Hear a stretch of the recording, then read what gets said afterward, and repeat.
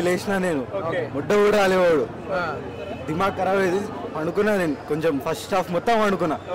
ఏం అర్థం కాలేదు దాని తర్వాత ఇంటర్వెల్ బ్యాంగ్ ఒకటి బాగుంది క్లైమాక్స్ అంతా మేబీ నచ్చుతుందేమో అన్న మూవీ ఓవరాల్ గా నచ్చుతుందో లేదో తర్వాత యాక్టింగ్ ఎలా ఉంది రామ్ చరణ్ గారిది ఓకే అన్న ఓకేనా ఎస్ జే సూర్య గారిది బాగుంది శంకర్ గారి విజువల్స్ రీచ్ అయ్యాయా లేదన్నా లేదు సో అంటే సేమ్ అంటే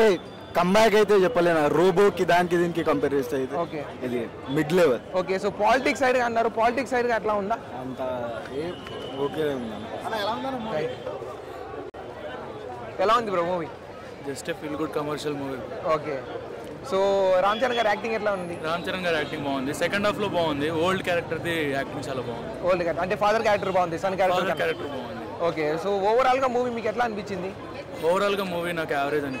అనిపించింది సో శంకర్ గారు కంబ్యాక్ శంకర్ గారు ఇంకొంచెం బాగా ఎగ్జిక్యూట్ చేసి ఉండొచ్చు ఓకే లైక్ పాత శంకర్ అయితే కనిపించలేదు పాత శంకర్ అయితే కనిపించలేదు సో మనకి సాంగ్స్ ఎట్లా ఉన్నాయి ఒక సాంగ్ తీసేసరికి కొంచెం అది ఒక బ్యాక్ డ్రాప్ ఖచ్చితంగా 4 days పడుతుంది ఇంకా ఓకే కానీ మిగతా సాంగ్స్ అయితే బాగుంది సో మరి విజువల్స్ సాంగ్స్ లో మనకి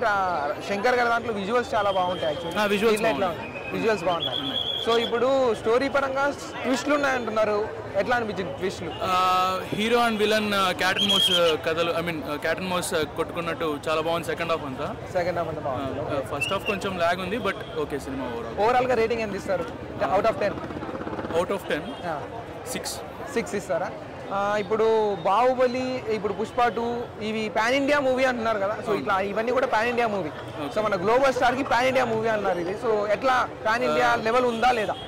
ఐ విష్ రంగస్థలం ఇప్పుడు వచ్చుంటే చాలా బాగుండేది literally it would have been a different level for Ram Charan all together but ఇది కూడా ఓకే